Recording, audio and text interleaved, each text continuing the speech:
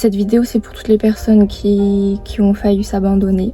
J'ai récemment été dans cette situation. N'essayez pas d'être compris, que ce soit votre entourage le plus proche, vos amis, ils n'ont pas eu le même vécu que vous. Ils n'ont pas eu la même éducation que vous, donc ils ne connaissent pas réellement par quoi vous traversez, et dont votre famille aussi. Souvent, en grandissant dans une famille toxique, on essaye de vous manipuler. Oui, j'ai été manipulée durant mes 22 ans, et c'est que aujourd'hui, tout récemment, que j'ai pris conscience que on essaie d'avoir une emprise sur moi. Un jour, j'ai eu le déclic et je me suis dit stop, Sylvie, stop. Toutes ces années-là, on te marche dessus et en plus, on n'est même pas reconnaissant de tout ce que tu apportes. Il y a une amie qui me disait mais Sylvie, pars avant qu'on te détruise. Je sais à quel point tu t'es reconstruite. Je sais à quel point tu as fait en sorte de sortir de ce schéma familial toxique et m'être créé une force de caractère pour ne pas justement retomber dedans. Mais là, j'ai l'impression que ça revient et puis c'est normal. Ça fait partie du processus. Souvent, votre famille ou vos amis vous pointeront du doigt et vous jugeront par rapport au comportement, aux actions, aux choix que vous allez prendre dans votre vie. Une chose qu'ils ne savent pas, c'est que tous ces comportements, ça a été engendré par eux-mêmes. Et vous voyez, une personne qui est blessée, elle est agressive. Une personne qui est blessée, c'est comme ça qu'elle essaye d'obtenir de l'aide. On va pas forcément leur demander formellement et verbalement « j'ai besoin d'aide ». C'est pas parce qu'on pleure pas devant eux, qu'on ne parle pas de nos problèmes, que forcément on n'est pas du tout blessé. C'est une chose que j'ai comprise. Je suis pas forcément là à parler quand je vais pas bien, surtout près de ma famille. Et ce seront les premiers qui seront là pour vous remettre plus bas que terre parce qu'ils comprendront pas justement votre réaction, pourquoi vous fuyez les situations, pourquoi vous ne voulez pas en parler. On m'a souvent reproché de me dire mais Sylvie, c'est quoi ton problème? Pourquoi tu réagis de cette manière-là? T'es bête et tout. Parce que je suis blessée aussi, je suis pas un robot. Et c'est à partir de là où je me suis dit mais Sylvie, stop en fait. Je suis fatiguée d'apporter, je suis fatiguée de donner ce que je ne reçois pas. Que ce soit famille ou non. En fait, j'ai toujours mis la famille en exception, mais c'est la famille qui m'a toujours rendue plus triste en fait. C'est la famille qui a toujours drainé mon énergie. Et je vous jure qu'aujourd'hui, je suis en train de me reconstruire. Aujourd'hui, je suis retombée. Mais je sais que je suis pas seule. Parce que tous les jours, je vais à l'église, tous les jours, je parle avec Dieu. Et tous les jours, il m'éclaire et m'ouvre les yeux. Il me montre à quel point que je peux avancer seule. Vous n'avez besoin de support de qui que ce soit, à part Dieu. Ou si vous ne croyez pas en Dieu, en l'univers, tant que tu es encore en vie, il y a encore de l'espoir. Et je vous jure que si j'aimais pas Dieu autant que lui, il m'aimait, aujourd'hui je ne serais pas là à faire cette vidéo, vous voyez. En fait, mon intuition me dit que ma vie, elle n'est pas finie encore, parce que Dieu me réserve encore plein de grandes choses à accomplir. Là actuellement, je sais que c'est dur, c'est compliqué, mais je sais pertinemment que c'est une phase de ma vie. J'en ai encore vécu plein d'autres. Mais aujourd'hui, j'ai dit stop, mon corps a dit stop, ma tête m'a dit stop. Mais pourquoi? Parce que j'étais fatiguée, je me sentais incomprise. On voit pas à quel point je fais de mon mieux, on voit pas à quel point j'essaye, mais j'y arrive pas. Et je me suis dit, mais c'est peut-être moi le problème. Mais non! Mon enfant intérieur, il était tellement blessé que pendant mon enfance, j'ai été brimée. Brimée, ça veut dire que j'étais pas moi-même.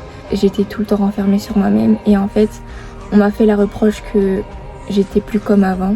J'étais calme, j'étais sage, parce qu'à l'époque, je parlais pas. Aujourd'hui, je dis pas ce que je ressens. Mais on va dire que je m'exprime plus. Et parce que je suis heureuse, je suis bien entourée. Et on me reproche de ne plus être comme avant, on me reproche d'avoir changé. Mais aujourd'hui, j'ai 22 ans, je me suis reconstruite seule. J'ai rencontré des personnes qui m'ont aidée à guérir sur mon chemin. Et je remercierai jamais assez Dieu.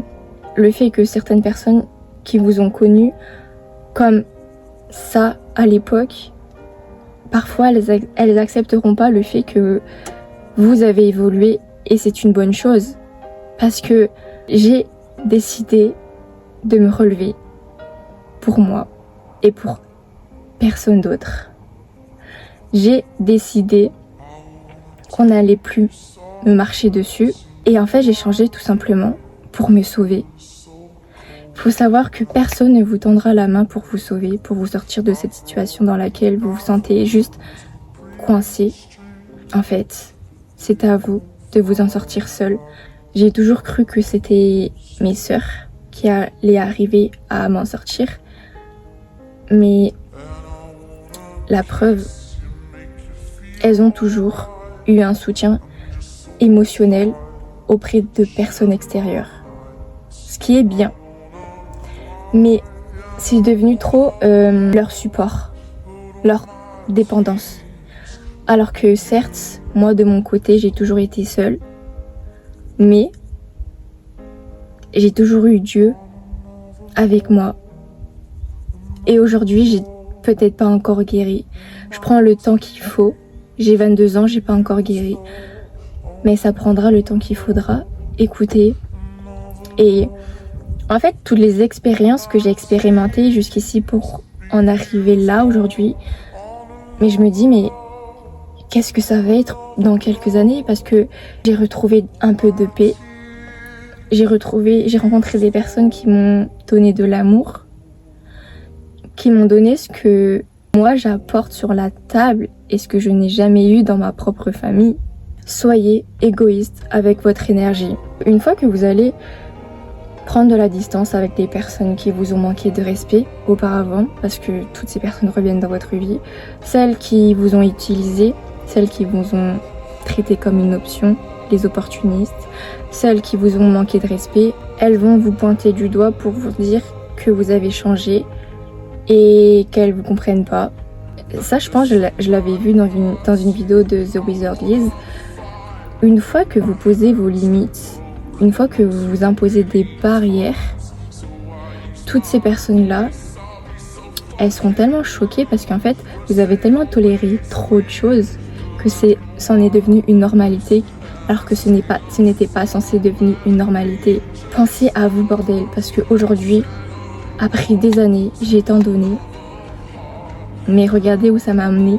Dans ce monde, personne ne se soucie de vous. La vie, elle continuera avec ou sans vous. C'est tout. Personne n'est désolé pour vous. Il faut savoir faire de la place pour accueillir de nouvelles personnes dans votre vie. Donc il faut aussi accepter la solitude parce que en fait Dieu à certains moments de votre vie il va vous isoler et pendant ce moment d'isolement il pourra vous parler. Imaginez vous avez trop de distractions, vous ne pourrez pas vous concentrer sur ce qu'il souhaite vous dire. C'est des moments qui font tellement mal, c'est des moments de souffrance, c'est des moments de doute, d'inquiétude et c'est là où on perd vraiment espoir en la vie. Mais je vous jure que ce moment est nécessaire. C'est un moment qui va vous permettre de transitionner vers le changement et vers l'abondance. Carrément, j'ai ramené mon journal intime parce que ce matin, je l'ai relu. Ça date du mercredi 12 avril, 18h20. Écoutez, sans souffrance, tu n'évolues pas. La souffrance permet de te mettre un coup de pression pour te diriger vers un autre environnement, vers l'abondance. Dieu éprouve que les personnes qui sont capables de surmonter les épreuves qu'elles vivent. Si là aujourd'hui, vous n'étiez pas assez fort à ses yeux, il vous aurait pas mis tous ces obstacles-là. C'est tellement anodin, mais quand tu vois la vie autrement, les épreuves, tu les vois différemment, tu les affrontes différemment. Tu les ressens différemment et tu analyses différemment. Ça, c'était une note à moi-même que je m'étais écrite. Comme je vous ai dit, j'ai du mal à parler, du coup, j'écris ce que je ressens dans mon journal intime. D'ailleurs, je vous conseille vraiment de le faire parce que c'est là où, en fait, je relis, en fait, par quoi je suis passée.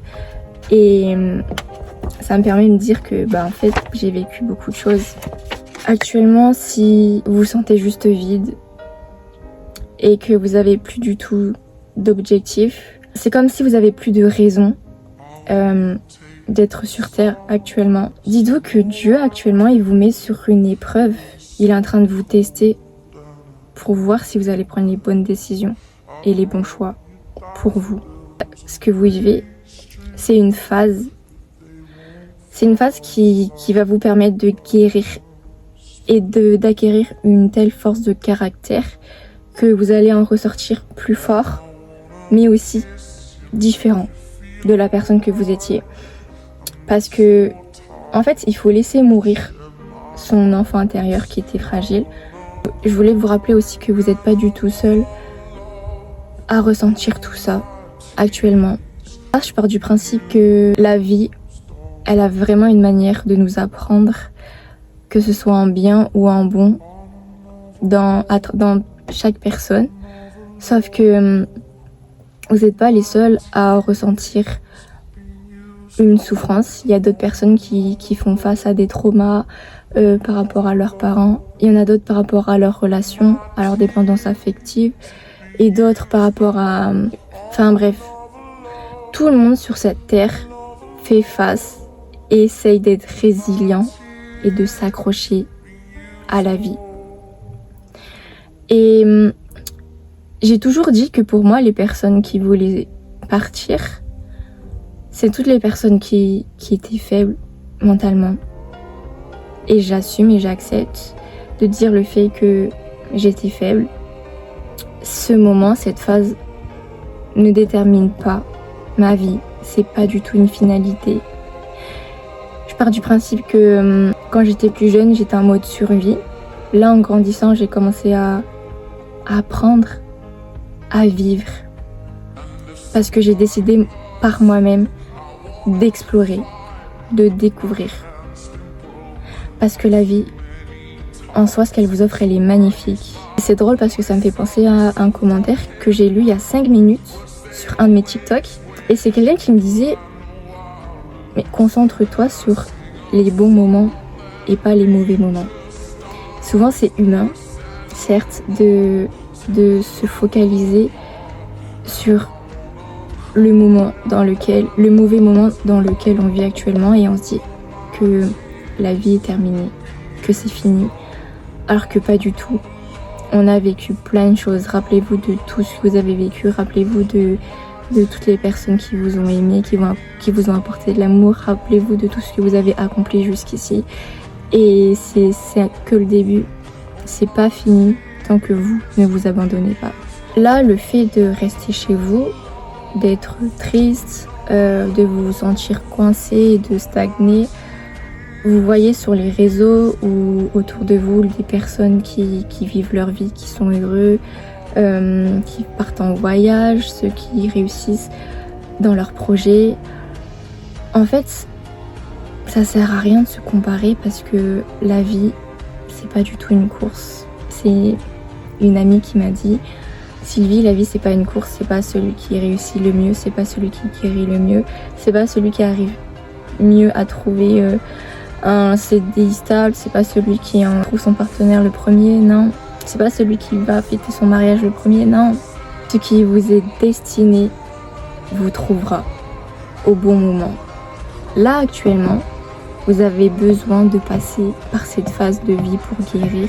Ne brûlez pas les étapes, parce que sinon tout votre empire romain, il va s'écrouler si vous n'apprenez pas à vous apprendre à vous connaître, si vous n'essayez pas de guérir. Imagine, t'es même pas guéri mentalement, tu rencontres une personne et que cette personne, du jour au lendemain, elle va partir. Ton empire romain, ta raison de vivre, elle va te détruire. Chacun aura son moment de gloire. C'est juste que vous, actuellement, il n'est pas encore là. Ça prendra le temps qu'il faudra. C'est tout. Ça me rappelle un podcast qui disait « Don't rush the process, trust the process ». Bon, j'ai vraiment un accent de merde. Vous n'êtes pas conscient à quel point vous avez de la chance d'être sur Terre. Dieu vous a donné une chance pour expérimenter cette vie pour découvrir, pour vivre, pour aimer, pour tomber, pour se relever. Il vous a mis au monde, mais c'est à vous de vous donner l'entière responsabilité sur vos choix, vos actions, votre entourage, sur ce que vous décidez de vivre, sur ce que vous décidez de prendre en compte, du jugement des autres, de la vie des autres, de plein de choses. Vous avez encore tant de choses à accomplir sur cette terre. Et moi, quand on me dit cette phrase, à l'époque, j'avais tendance à dire « Mais qu'est-ce que tu me racontes ?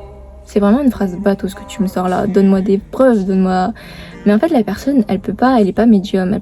Elle peut pas montrer ce qui vous attend.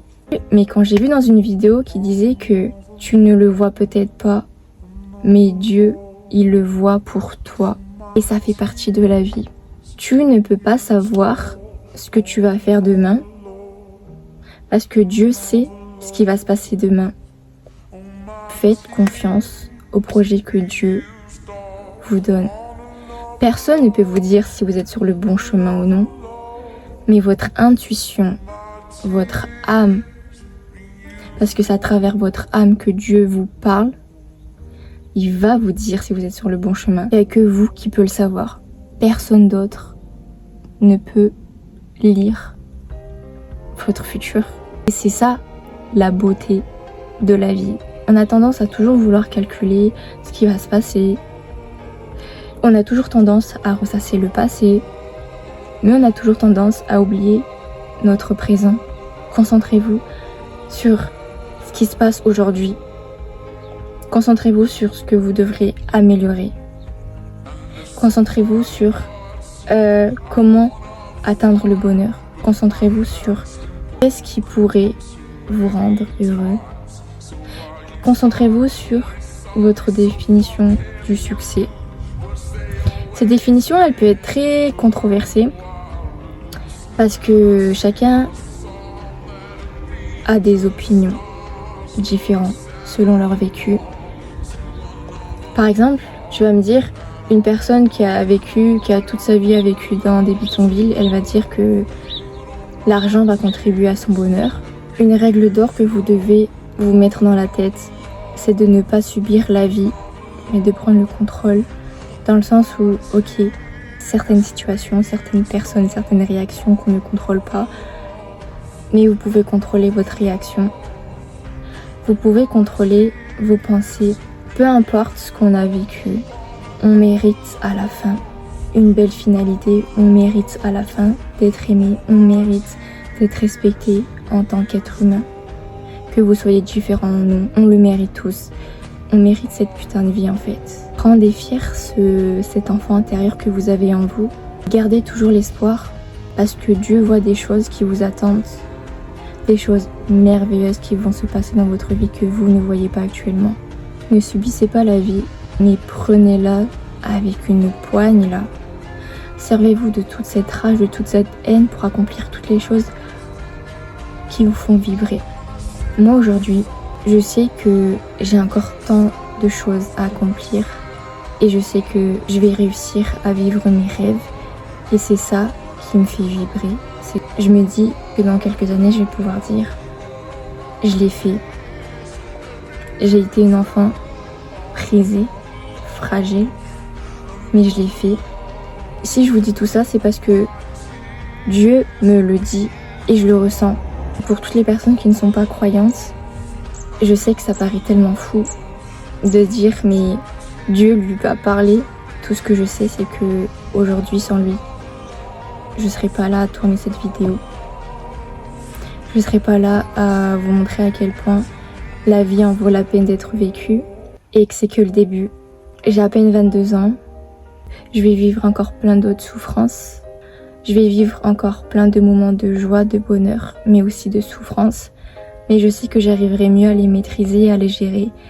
Parce que en prenant le contrôle de ma vie et en ne la subissant pas justement, la vie deviendra plus facile. Et si vous n'y croyez pas, moi je vais vous prouver que je vais partir de rien. Et que je vais la vivre cette putain de vie, que je vais réussir tous les projets que j'ai en tête. Et que je vais finir par être pleinement guérie. et en paix avec moi-même. Parce qu'aujourd'hui, je suis heureuse, mais j'ai l'impression que j'ai encore ce trou en moi que je dois combler. Mais j'y arriverai. Et je sais que vous aussi, vous y arriverez. Donc voilà, prenez soin de vous. Moi, en tout cas, ça m'a fait plaisir de faire cette vidéo. Je me sens un peu mieux. On se retrouve bientôt.